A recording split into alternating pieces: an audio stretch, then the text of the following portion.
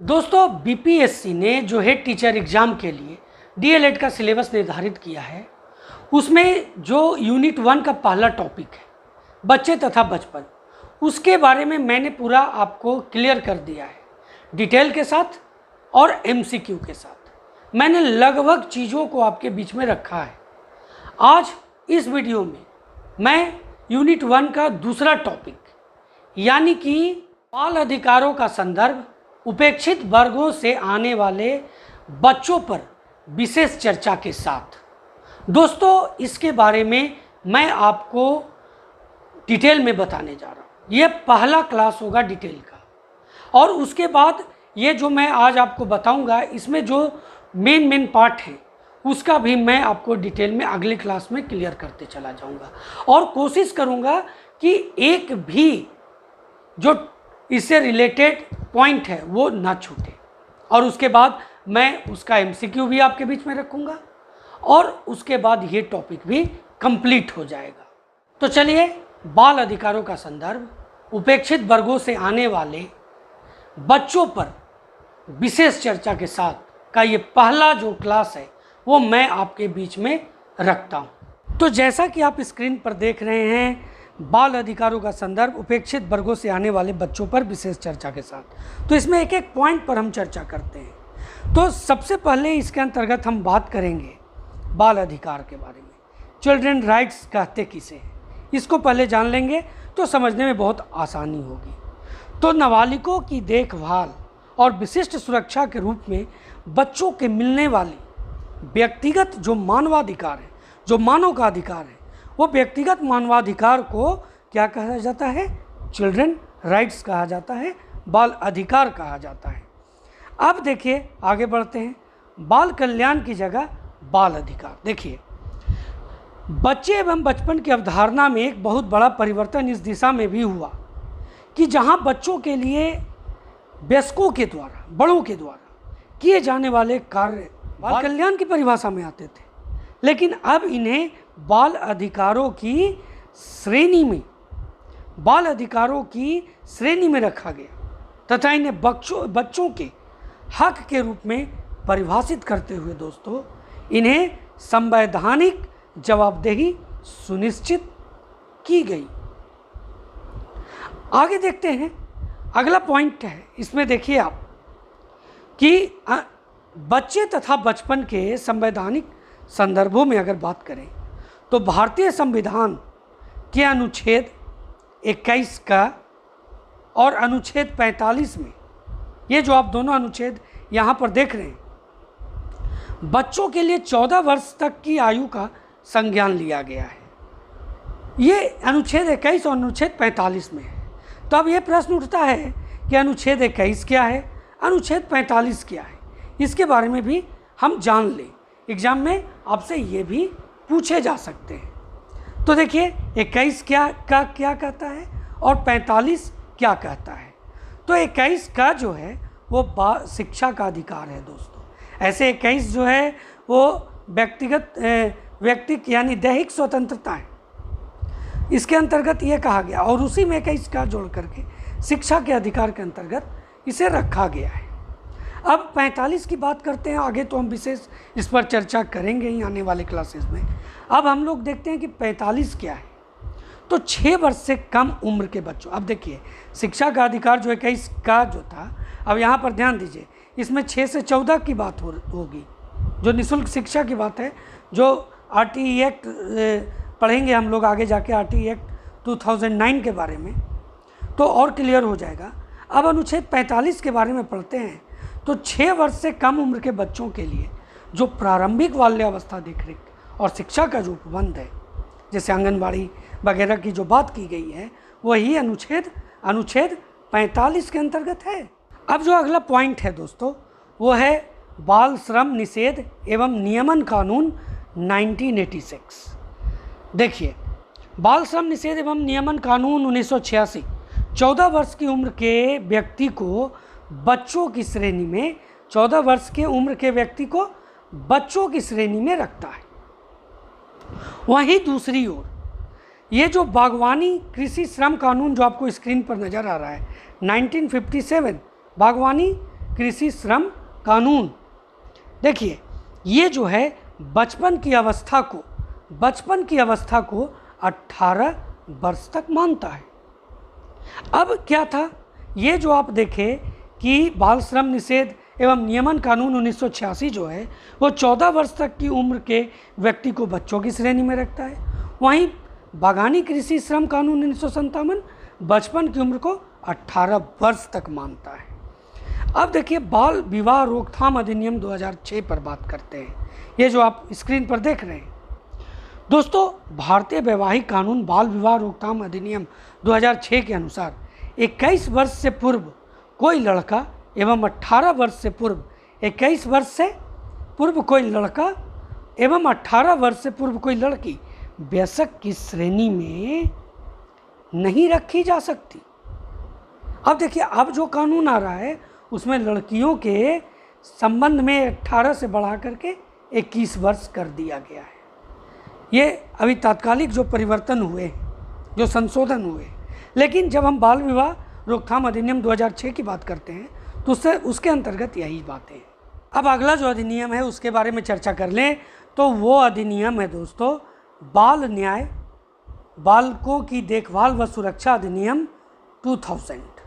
इसका भाग 20 क्या कहता है इसके बारे में हम लोग डिटेल में जानेंगे, और इसी सबसे क्वेश्चन भी आपका आया गया एग्जाम में। जोखिम भरे कार्य में बच्चों को नौकरी देने वाले, ध्यान दीजिएगा, बच्चों को नौकरी देने वाले, बंधुआ मजदूर के रूप में रखने वाले तथा उसके आमदनी को अपने फायदे के लिए अपने पास रखने वाले व्यक्ति के लिए दंड का प्रावधान करता है। अब उसके बाद जिस अधिनियम की हम लोग बात करते हैं वह है मुफ्त एवं अनिवार्य शिक्षा का अधिकार अधिनियम 2009। बहुत ही इम्पॉर्टेंट है, इसका मैं आपको डिटेल में एक बार फिर, ऐसे तो एक वीडियो मैंने बहुत पहले आपके बीच में लाया था, लेकिन फिर मैं इसके बारे में पूरा डिटेल में आपको बताऊंगा इसी क्लास के अंतर्गत। इसके अंतर्गत क्या है पहले ये देख लेते हैं। 14 वर्ष की आयु के बच्चों के लिए मुफ्त एवं अनिवार्य शिक्षा की व्यवस्था सुनिश्चित करता है। दोस्तों, ये जो है वो 21 का में इसके अंतर्गत बातें कही भी गई हैं, और ये जो मैं अभी आपको बताया मुफ्त एवं अनिवार्य शिक्षा का अधिकार अधिनियम 2009 के बारे में, तो वही ये है 14 वर्ष तक की आयु के बच्चों के लिए मुफ्त एवं अनिवार्य शिक्षा की व्यवस्था सुनिश्चित करता है। बाल मजदूरी प्रतिबंध एवं विनियमन अधिनियम 1986। देखिए, जितना भी मैं अधिनियम बता रहा हूँ उससे क्वेश्चन बन जाएंगे, ऑब्जेक्टिव बन जाएंगे। अब यही क्वेश्चन बन सकता है कि बाल मजदूरी प्रतिबंध एवं विनियमन अधिनियम जो है वो कब आया, तो यहाँ पर आपका आंसर सीधे सीधे 1986 हो जाएगा। इसमें क्या है ये भी जान लेते हैं। तो देखिए, इस अधिनियम के द्वारा कुछ विशेष खतरनाक व्यवसायों एवं प्रक्रियाओं में बच्चों के रोजगार पर रोक लगाई गई है। क्या किया गया है? रोक लगा दिया गया है। कोई भी बच्चा जो है वो रोजगार नहीं करेगा, और अन्य जो वर्ग हैं के लिए कार्य की शर्तों का निर्धारण भी किया गया है। इसके तहत, किसके तहत? बाल मजदूरी प्रतिबंध एवं विनियमन अधिनियम 1986। दोस्तों, बच्चों से संबंधित सामाजिक संदर्भ में कई मान्यताएं काफ़ी पहले से चली आ रही हैं। जैसे बच्चे अति संवेदनशील होते हैं, वह विभिन्न परिस्थितियों में जीते हैं, उनकी कुछ आकांक्षाएं भी होती हैं, उनमें क्षमताएं होती हैं, वो अपनी पहचान चाहते हैं। दोस्तों, हमें उन्हें समझना चाहिए और उनका ध्यान आदि रखना चाहिए। अब ये जो है दोस्तों बच्चों से संबंधित जो सामाजिक संदर्भ में मान्यता है उसके अंतर्गत जो पॉइंट्स हैं वो मैंने आपके बीच में रखी। दोस्तों, ये जो भी आप देख रहे हैं इन सभी बातों में बच्चों की समाज के प्रति संवेदनशीलता व दया तो झलकती है, परंतु यह भी प्रतीत होता है कि बच्चों का महत्व वयस्कों के समान नहीं है। अतः यह आवश्यक है कि सभी बच्चों को अपने बचपन की जो उनकी मूलभूत सुविधाएं हैं, जो उन्हें मिलना चाहिए और अधिकार प्राप्त हो, उन्हें स्वाधीनता, न्याय, साथ ही साथ शांतिमय माहौल उन्हें मिले, ताकि आगे की जो सामाजिक प्रगति है, जो सामाजिक प्रगति है दोस्तों, और जीवन को बेहतर बनाने में उन्हें उम्दा अवसर मिल सके। देखिए, सामाजिक, आर्थिक, यहाँ तक कि भौगोलिक परिस्थितियों के कारण सभी बच्चों को सुरक्षा की ज़रूरत होती ही है। उनमें से कुछ बच्चों की स्थिति ज़्यादा ही संवेदनशील होती है, जिस पर विशेष ध्यान दिए जाने की भी ज़रूरत है। तो ये बच्चे अपेक्षित या माफ़ कीजिए उपेक्षित है, यहाँ पर ये अपेक्षित आप लिखेंगे, अपेक्षित या वंचित वर्ग के बच्चे हैं। और किस तरह के बच्चे हैं जो अपेक्षित और वंचित वर्ग के हैं, ये मैं यहाँ पर पॉइंट वाइज आपको क्लियर कर दे रहा हूँ।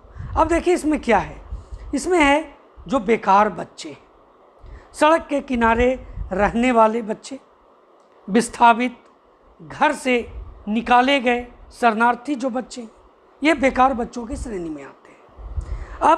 अब देखिए दूसरी जगह से आए बच्चे, जो दूसरे जगह मतलब मान लीजिए कि अगर आप जिस जगह पर रह रहे हैं वो दूसरे जगह से आकर के वहाँ पर निवास करते हैं, वैसे बच्चे भी अपेक्षित और वंचित वर्ग के बच्चे होते हैं। अब देखिए गली या घर से भागे हुए बच्चे, साथ ही साथ अनाथ या परित्यक्त बच्चे, उसके बाद है काम करने वाले बच्चे, भीख मांगने वाले बच्चे, वेश्याओं के बच्चे और बाल वेश्या बच्चे, जिन्हें बचपन में ही वेश्यावृत्ति में ढकेल दिया जाता है, ऐसे बच्चे अपेक्षित वर्ग में आते हैं, अविवंचित वर्ग में आते हैं। दोस्तों, भाग कर लाए गए बच्चे, या माफ़ कीजिए भगा कर लाए गए बच्चे, जेल में बंद बच्चे एवं कैदियों के बच्चे, संघर्ष से प्रभावित बच्चे, प्राकृतिक आपदाओं से प्रभावित बच्चे, असाध्य रोगों से ग्रसित बच्चे, ये जो भी पॉइंट मैं आपको दे रहा हूँ, ये आ सकता है आपको एग्जाम में कि ये अपेक्षित और वंचित वर्ग के बच्चे इनमें कौन है। अब 4 दे देगा ऑप्शन, 5वां में तो आप जानते हैं कि ऑप्शन क्या रहता है बीपीएससी का। अब आप कंफ्यूज कर जाइएगा, तो अगर आपको ये याद रहेगा तो आप डेफिनेटली सही कर देंगे। तो प्राकृतिक आपदाओं से जो प्रभावित बच्चे होते हैं, असाध्य रोगों से जो ग्रसित बच्चे हैं, विकलांग बच्चे हैं, अनुसूचित जाति या जनजाति समुदाय के बच्चे हैं, ये आप जितने भी बच्चे देख रहे हैं ये सभी जो हैं अपेक्षित या वंचित वर्ग के बच्चे हैं। तो देखिए इनमें से जितना भी मैं यहाँ पर जो वर्णन किया हूँ वो प्रत्येक बच्चे को सभी प्रकार के, यहाँ पर जितना भी बेकार, दूसरी जगह से आए, गली या घर से भागे बच्चे, ये जो आप देख रहे हैं लगातार जो मैंने आपको यहाँ पर ये पॉइंट वाइज क्लियर किया, इन सभी को शोषण एवं कष्टकारी स्थिति से सुरक्षा पाने का कानूनी अधिकार है।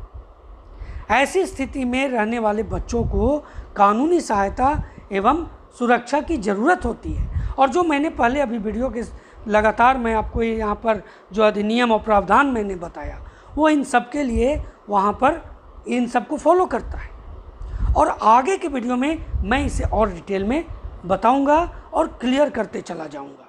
तो दोस्तों, ये था बाल अधिकारों का संदर्भ अपेक्षित वर्ग से आने वाले बच्चों पर विशेष चर्चा के साथ। दोस्तों, ये इसका पहला क्लास था और अब मैं अगले वीडियो में इसका दूसरा क्लास लेकर के आऊँगा और डिटेल में आपके बीच में रखूँगा, इसका जो और डिटेल होगा।